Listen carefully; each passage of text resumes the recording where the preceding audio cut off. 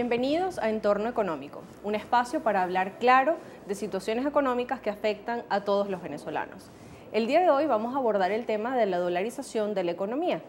Vamos a ponernos un poco en contexto. Hace unas semanas el tema de la dolarización no estaba presente en el debate público.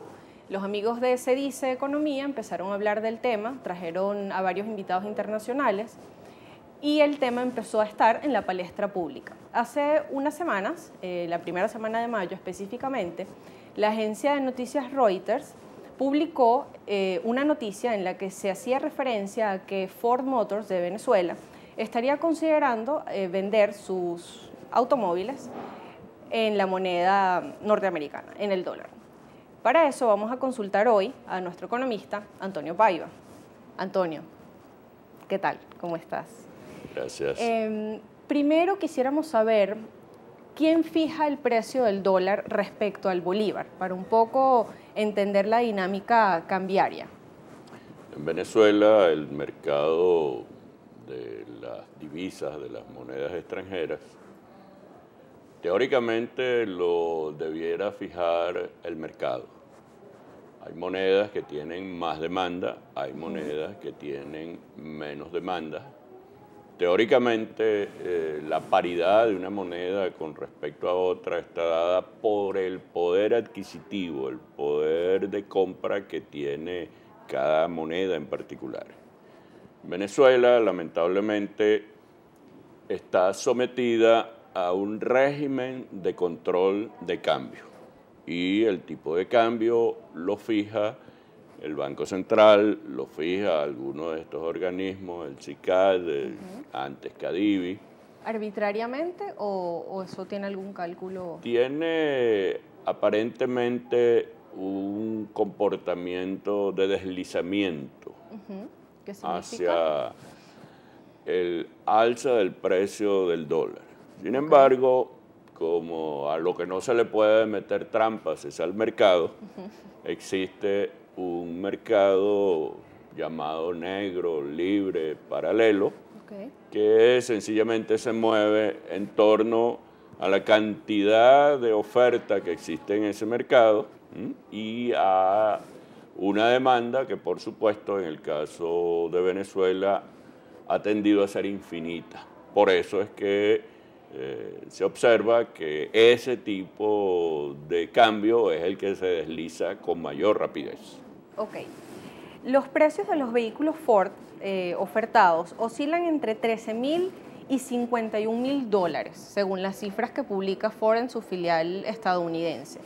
¿Cómo un venezolano que gana en bolívares puede adquirir un vehículo en dólares? Bien, ese es uno de los problemas más serios que hay, pues, porque hay un país, dos países en América Latina, quizás tres, que tienen su economía dolarizada. El más exitoso es Panamá, que prácticamente es la moneda de curso legal y corriente. El otro es Ecuador, que ha tenido algunas dificultades. Sin embargo, desde el 2001, Ecuador mantiene como moneda oficial el dólar, es decir, es una economía que está dolarizada. Sin embargo, ellos no han logrado controlar algunos problemas de déficit fiscal ni de inflación. Y un vehículo en Ecuador cuesta casi exactamente el doble de lo que cuesta en Estados Unidos, por un problema de impuestos, por un problema de intermediación, por un problema de tamaño del mercado. El otro país es El Salvador, que todavía está en intento de dolarizar. Se entiende en economía que la dolarización es un proceso mediante el cual un país abandona su moneda de curso legal para asumir como moneda el signo monetario norteamericano, es decir, el dólar. Para que un país dolarice su economía debiera cumplir primero con algunos requisitos: estabilidad en los precios, equilibrio fiscal, es decir, que lo que el gobierno ingresa equivalga a lo que el gobierno egresa, control de las tasas de interés, no control en el sentido de que una autoridad las fije, sino que el desenvolvimiento de la economía permita que sean tasas de interés equivalentes al del país donde se va a dolarizar, a donde se va a asumir la moneda. Y Venezuela estamos muy lejos de eso. En mi opinión, ya en Venezuela existen mercados que tienen como marcador y como referencia el dólar. El caso del mercado inmobiliario, el caso del mercado de los licores, el caso del mercado de los pasajes aéreos, que antes no había, ahorita hay pasajes para cualquier parte si tú pagas en dólares. Por supuesto, también depende de otras circunstancias, como es la frecuencia de vuelos, etcétera. Pero en ese proceso estamos. Yo creo que este ha sido un intento por resolver un problema grave que tiene la industria automotriz, que dijeron, señores, no tenemos divisas para importar el corazón del vehículo, lo que en términos técnicos llaman el CKD, que es exactamente las partes vitales del vehículo, y entonces nosotros vamos a cerrar. La industria automotriz da empleo aproximadamente a 40.000 personas de manera directa. De manera indirecta eso puede llegar a 120.000 personas por los talleres mecánicos, las empresas que venden repuestos, por las aseguradoras. Es decir, es un factor muy dinámico dentro de la economía, y el gobierno, tenemos todos información de que ha estado negociando en qué términos se haría esa dolarización. Tiene algunas ventajas y tiene algunas desventajas. Aparentemente, en el caso venezolano, las desventajas son mayores que las ventajas, salvo de que se salvaría la presencia de las empresas ensambladoras en el país, porque lo que es bueno para Ford será bueno para General Motors, para Toyota, para todas las demás ensambladoras. ¿Dolarizar es una decisión política o económica? Básicamente es una decisión política con un claro y preciso fundamento económico. Un gran teórico de la economía, el maestro Robert Mundell, escribe Mundell con U, que es premio Nobel. Él ha sido uno de los más estudiosos de este tema.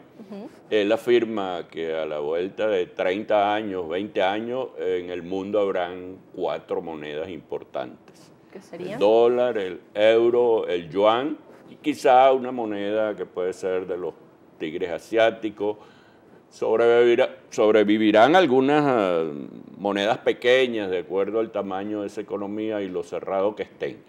Pero hay que abrir la mente de que probablemente ese sea el destino de la moneda de los países, que habrá cada día un mayor nivel de globalización de toda la economía en el planeta Tierra. ¿A quién o a quiénes beneficia la dolarización? En general hay un criterio de que la dolarización es buena porque permite controlar la inflación. Ese es el mayor éxito que ha registrado Ecuador. De una inflación de 2 dígitos, ha logrado bajarla a una inflación de 1 dígito.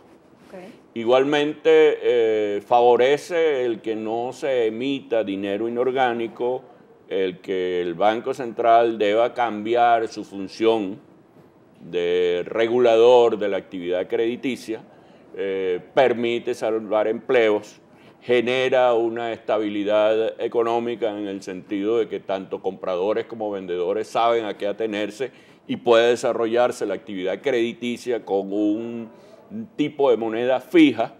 Esas son unas ventajas realmente incuestionables. Para llegar a eso se necesita el restablecimiento de los equilibrios macroeconómicos. También hay unas desventajas. El país va a perder soberanía en cuanto a la emisión de moneda, va a lo que llamamos en economía el señoriaje del dinero, que es la capacidad que tiene un banco central para imprimir billetes y acuñar moneda, y en eso tiene una ganancia y eso se perdería. Igualmente, la política de crédito ya no la fijará el Banco Central, sino que estará sujeta a las oscilaciones del dólar y probablemente implique algunos inconvenientes para empresas que no sean suficientemente competitivas en un mundo globalizado. Como puede resultar lógico, los empleados de Ford, los sindicatos, pidieron ganar en dólares si los productos de su empresa iban a ganar en dólares. ¿Qué significa Por eso? supuesto, si algo caracteriza a la economía es que los agentes económicos, las personas, las familias, las empresas, el gobierno, salvo este último, pues, pero en general los otros, tienden a comportarse de manera racional, pues. Y los trabajadores, con una lógica impecable, dicen, bueno, si la empresa va a vender los vehículos en dólares, que me paguen a mí mi salario en dólares. Los empresarios de las empresas que comercializan los repuestos dicen, permítanos importar nuestros repuestos también en dólares para venderlos en dólares. Y los empleados de las empresas distribuidoras de repuestos, igual pasa con los talleres mecánicos que van a empezar a cobrarte en dólares, una cadena interminable, las aseguradoras, es decir, el cúmulo de implicaciones que tiene una decisión de este tipo, yo estoy absolutamente seguro de que no ha sido estudiado ni por el gobierno, ni por el Banco Central, ni ningún economista en particular, no solo por lo novedoso de la noticia, sino por las implicaciones que esto tiene. Respecto al mercado automotriz en específico, el presidente de Conindustria, Eduardo Garmendia, comentó que era mejor para la economía venezolana traer las partes para ensamblar el vehículo y que el vehículo se ensamblara en Venezuela, que era más sano que empezar a dolarizar la economía. Bueno, ¿es una opción real? Lamentablemente, Venezuela tiene en esta política alrededor de 50 años. No solo empezó con los gobiernos de la era democrática, sino antes, y los resultados han sido magros. Después de todo ese esfuerzo, pues la participación de los componentes nacionales en los vehículos no llegan ni siquiera al 20%. Yo, por supuesto, no suscribo la tesis del presidente de Conindustria. Creo que en la medida en que los mercados sean transparentes, en la medida en que haya ventajas comparativas y competitivas, tú puedes construir las plataformas para los autobuses, para los camiones, pero fuera de eso realmente es muy poco lo que las partes nacionales pueden aportar. En ese sentido es comparable pues con el mercado de la alta tecnología. Es decir, ¿cómo a alguien se le va a ocurrir aquí que va a ensamblar un celular inteligente? ¿Dónde está la tecnología? ¿Dónde están las piezas? ¿Dónde está la capacidad financiera, la capacidad de investigación? Entonces, pareciera ser que en economía se confirma la teoría de las ventajas comparativas. Tú tienes que producir aquello en donde tienes ventaja y tienes que comercializar los bienes y servicios en donde se genere empleo, pero que tenga una utilidad para el país. Respecto a aspectos quizás logísticos, ¿qué pasos se siguen para una dolarización? Bueno, en primer lugar hay que lograr un restablecimiento de los equilibrios macroeconómicos, en el sentido de que el país solo puede gastar en función de lo que le ingrese. Si nuestro ingreso fundamental de divisas es de petróleo, hay que ajustar ese presupuesto, hay que estimular otras industrias para que la economía vaya creciendo, vaya tomando un tamaño mucho mayor. Pero lo que en economía llamamos la balanza de pagos, que no es otra cosa que la relación entre las exportaciones y las importaciones, debe lograrse ese equilibrio como paso previo para la dolarización. Debe asumirse una conducta de no gastar más de lo que le ingresa en términos de la relación del gobierno con la economía, porque eso genera un déficit fiscal y el déficit fiscal es el primer detonante de la inflación por la cantidad de dinero que inorgánicamente se inscribe. Debe haber una armonía en la política monetaria, la política de precios, la política de desarrollo regional y los aspectos sociales, es decir, que el salario tenga capacidad adquisitiva, porque si los estratos más pobres de la población solo van a recibir 2, 3 o 5 dólares al día, realmente que va a ser una situación bastante difícil y bastante crítica. ¿Por qué hoy el precio del dólar en el mercado paralelo es tan distinto del de los mercados regulados? Bueno, por las distorsiones que genera una política cambiaria no basada en criterios económicos, sino en criterios políticos. Y al final termina perjudicando a los hogares, a las amas de casa, a los jefes de familia, a todas las personas, porque sencillamente el mercado ajusta sus precios es por el paralelo y no Claro. por los deseos de cualquier señor que desee sencillamente tener un tipo de cambio muy al alcance de lo que él llama todos los bolsillos, cuando eso es una gran mentira, porque la ineficacia de los controles, de la burocracia, impiden que no solo fluya libremente el intercambio, sino que Claro. además genera atractivos, incentivos para la corrupción. Es decir, ¿qué es más incentivo comprar un dólar a 50, a 60 y venderlo a 300? Eso Es un negocio. no solo un negocio, sino que al final es inevitable que eso ocurra. Claro. Para concluir, profesor, sus proyecciones, ¿efectivamente cree que es posible que se dolarice la economía en Venezuela? En las actuales condiciones no.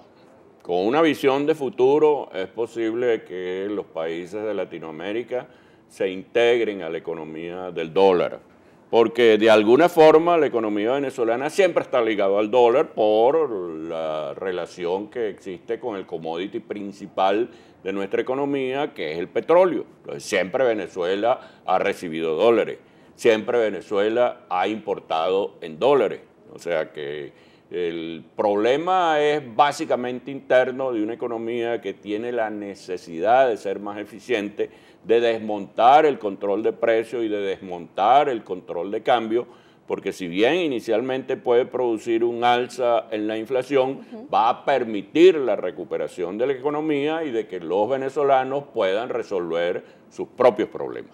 ¿A los ciudadanos venezolanos les conviene la dolarización?